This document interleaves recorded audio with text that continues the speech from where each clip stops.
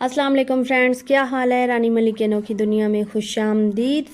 Friends, آج میں ینیچری فوج کے بارے میں بتاؤں گی، لیکن اس سے پہلے میرے چینل کو سبسکرائب کر دیں۔ جی تو جناب، چلتے ہیں ویڈیو کی طرف۔ فرینڈز، ینیچری سلطنت عثمانیہ کا ایک اہم حصہ تھا جو سلطان کے ذاتی محافظ اور باقی کے خاص کاموں کے لیے تھے۔ ینیچری سن 1365 عیسوی میں سلطان مراد اول نے تیار کی دنیا کی پہلی باقاعدہ فوج تھی جسے سخت تربیت دی گئی۔ ان کی الگ جگہ تھی جہاں یہ سب اکٹھے رہتے تھے اور اس زمانے میں پولیس اور آگ بجھانے والے کام کرتے تھے۔ ان کو باقاعدہ تنخواہیں بھی ملتی تھیں۔ فرینڈز، ینیچری دنیا کی پہلی فوج تھی جس نے بارود کا بھی استعمال کیا تھا اور 15ویں صدی میں ہی بندوقوں کا استعمال بھی شروع کیا۔ ینیچری ایک خاص قسم کی ٹوپی اور لال رنگ کا لباس پہنتی تھی۔ باقی مسلمانوں کی طرح انہیں داڑھی رکھنے کی اجازت نہیں تھی، بس یہ لوگ مونچھیں رکھتے تھے۔ شروع میں ان کی تعداد بہت کم تھی، ہزاروں میں، لیکن 18ویں صدی تک ان کی تعداد لاکھوں میں ہو گئی۔ فرینڈز، شروع میں ینیچری ماہر تیر انداز تھے، مگر سن 1440 کی دہائی میں بارود کے ملنے پر انہوں نے بندوقیں بھی استعمال کرنا شروع کر دی۔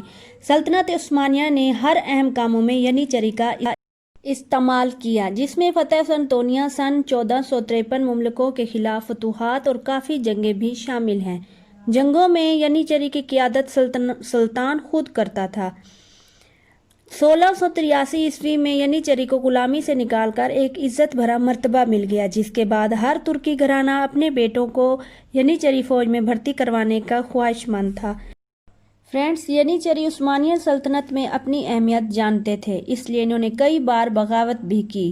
پہلی بغاوت تنخواہوں میں اضافے کے لیے کی۔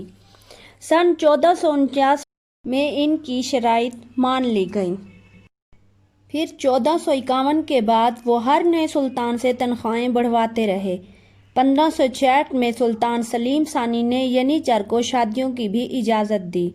1622 عیسوی میں ینیچر نے بغاوت کے دوران سلطان عثمان ثانی کو قتل کر دیا۔